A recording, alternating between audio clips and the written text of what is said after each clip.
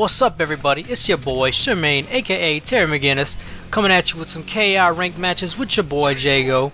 And it's kind of funny, I actually fight this guy twice within the course of 5 minutes, which is one thing that I really like about Killer Instinct, is you can just jump into a match really quickly.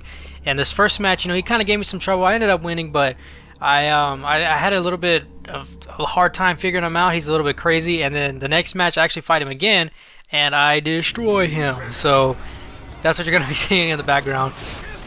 But just like the title said, Fulgore is most likely delayed until April. There's an article that's been released, and I want to read a little bit about it. I'm going to be reading from KillerInstinctCentral.com, which is a nice fan-made website talking about all the latest and greatest Killer Instinct news that you could ever, hope to find. Which it's a good website. You should check it out, and I'll link the article in the description below, definitely, so you can read it for yourself. It's not very long at all. It's only 2 paragraphs with one big quote in the middle. It's just kind of, letting you know that, hey, don't be surprised by this if it happens. So, I'm going to go ahead and read from this article, and I'm going to give my thoughts about it. So here we go. The much anticipated release of Fulgore, story mode, and lobbies for Killer Instinct Xbox One could potentially be delayed beyond their intended March release. Microsoft's creative director Adam Isgreen took the NeoGAF to inform everyone that they're still aiming for a March release, but that a delay isn't out of the question. Here's the direct quote. We are still aiming for a March release, or we're still aiming for March for the big Fulgore story lobby release. Yes, that's risky, but the update is chock full of content, and we're 13 days away from April, so this was released on the 17th. And I can only say that we're trying to land it. If we're delayed out of March, it's only because we're being extra careful to find and address any issues with this major content update. With the majority of all you being unhappy with the news, it's easy to understand why they want to take all the necessary precautions before releasing this to the public. It's no secret that Killer Instinct has had its fair number of issues with bugs and glitches following every update. If a delay is required to receive a solid, fail-proof update, then I'd say it's well worth the wait, wouldn't you? More info coming soon. Stay tuned. Now, for the most part, I definitely would agree. Killer Instinct has had a ton of bugs, a ton of issues with online, which pretty much stopped me, and I'm not sure, but I would assume a decent amount of players stop playing completely online, minus some exhibition matches or some matches with some friends, and that's where I've been in the boat.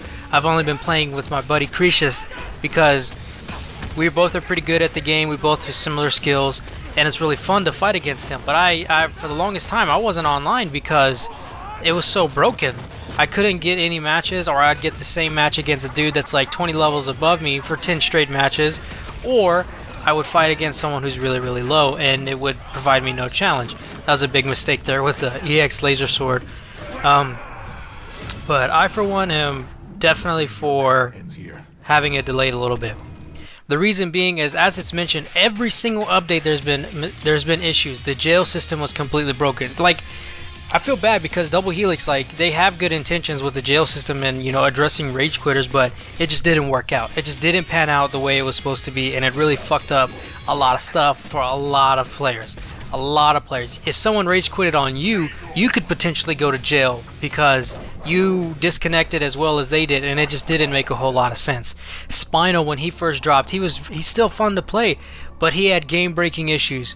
He had and on specific stages, the game would literally crash if you would teleport in a corner, and that's a big no-no. This is here it is. I'm fighting the same exact dude, but this time I'm just gonna let him have it. I figured out his tendencies, and I was just rush down, and he couldn't handle it this fight. But yeah, like I said, see, the key thing is, if they have a delay, then, and if the stuff, the content, all Fulgore, the character itself, that's huge. First of all, you have a whole new character. You have story mode, however pristine and polished it's gonna be, aka arcade mode, whatever you want to call it, and lobbies. That's gonna be awesome, having lobbies. I really am excited for lobbies, almost just as much as I am Fulgore.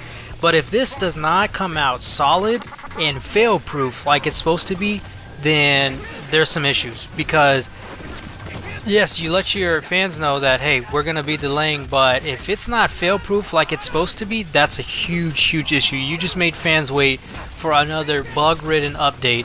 Congratulations, you're gonna lose some of those fans. But that's all I really wanted to talk about. I let this guy have it. I wasn't dealing with that, none of that shit. Let me know what you guys think. Are you excited for Fulgore despite the update? I'm Charmaine, and I'm out. Peace.